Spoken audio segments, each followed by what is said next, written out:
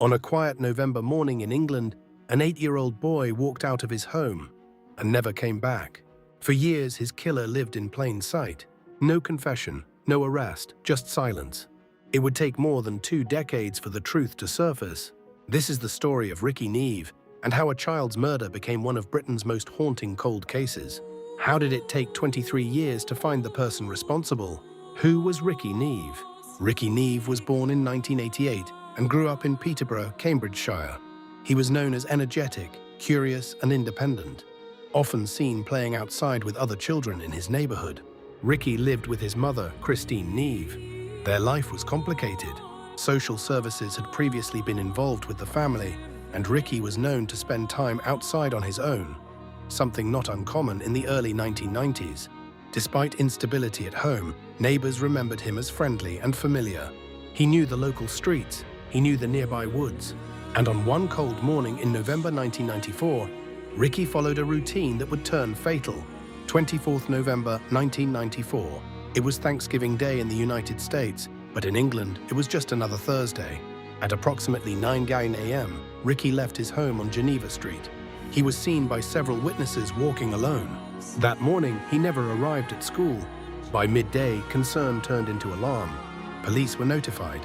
Searches began almost immediately. Officers, neighbors, and volunteers combed the surrounding area. As night fell, hope remained. Children wander off, children get lost. But this time, Rikki never returned. 26th November 1994, 2 days later, Rikki's body was discovered in Thorney Dyke, a wooded area less than a mile from his home. He had been strangled. The discovery devastated Peterborough. A missing child case had instantly become a murder investigation. Police sealed off the woods, forensic teams worked the scene. The country watched as detectives searched for answers. But from the very beginning, the investigation faced enormous challenges. In the mid-1990s, forensic technology was limited. DNA profiling existed, but it was nowhere near as advanced as it is today. Early suspicion quickly fell on Rikki's mother. She was arrested, charged, and later acquitted in 1996 after the prosecution offered no evidence. The acquittal left the case in limbo. No one else was charged. No clear suspect emerged, and public trust in the investigation began to erode. For years, Rikki Neave's murder remained unsolved. The case went cold, not for months, not for years, but for 23 years. In 2015, Cambridgeshire police reopened the case.